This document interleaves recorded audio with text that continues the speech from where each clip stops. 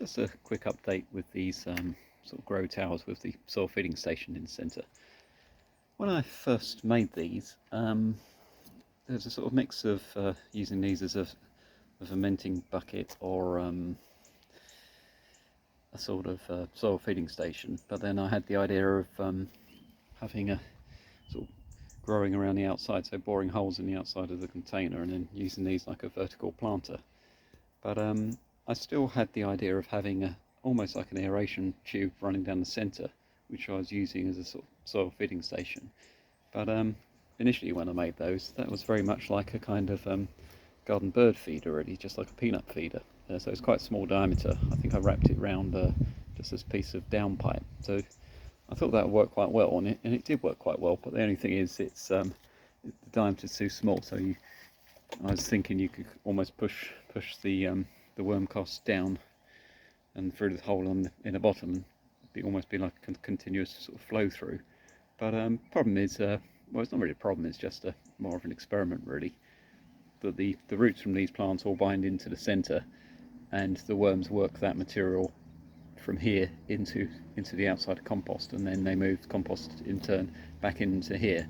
So after a growing season, you don't end up with worm casts in the centre. It's the same material inside and outside. So what it does do is it gives you an additional volume of compost, which you didn't have at the start when you first planted these up, because that would just be kitchen waste and leaves and cardboard and cotton and old textiles and things like that. So it does work as a sort of in terms of minimising the amount of compost you need to get one of these started, which is quite good. But what I've done now is I've made this much larger volume, so you can get your hand right in there, and then you can actually take that material out and then sort of harvest from this. So what I'm trying to do is get around the idea that you need loads of finished compost to do sort of container gardens, really. So you can do something like this, where you've just got a tiny amount of compost, and then you're sort of growing and feeding the compost, and at the end of the year you've got more compost than you started, so you can kind of do another one, so you don't think, oh, I need tons of organic matter all in one go.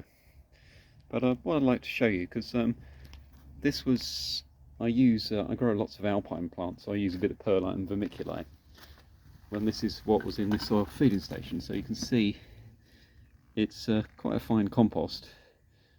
There's not really any worms in there to be seen. You've got some of the roots from the ivy leaf toadflax, so that's nice because that's adding organic matter as well. Possibly they'll even root from that, which would be great. There's some bigger lumps of wood chip in there that haven't broken down, and there's some tiny amounts of, there's more of the toadflax roots, so hopefully that'll root and I'll get more plants from that. There were some little bits of fabric, like tiny amounts. Yes, I can see here all the cotton is pretty much gone, and it's just the polyester thread around the outside. And what's interesting, that cotton has just got no strength left in it because it's all biodegrading. So I mean that's really gone, and then you can see the other bit of thread there as well. But what is nice is that's the same volume to make another one of these containers. So in terms of sustainability, it's great because you're replenishing soil in here, and then also creating more for more plants and more planters. So yeah, just a quick update really. I just wanted to show you that, yeah, the size of that container there, that's around about 125 millimeters, maybe 5 inches diameter, and there's just a couple of inches around the outside, but that's still ample to get a nice sort of turf of kind of ivy leaf toadflax and things like that. And obviously those roots will root into here as well, but then they'll get a bit of root pruning and hopefully propagate from that as well, which would be really great. But yeah, so the only thing is I'm buying in is the world wire mesh, but you could use old plastic waste pipe or something like that.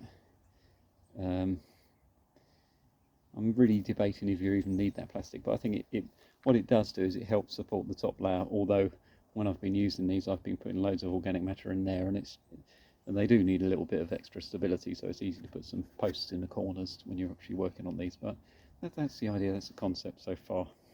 But as you can see, the volume of that, I think if you make the volume of that the same size as the volume around the outside, then there'll be loads of interaction between worms and soil life in there, and that'll really benefit the plants around the outside.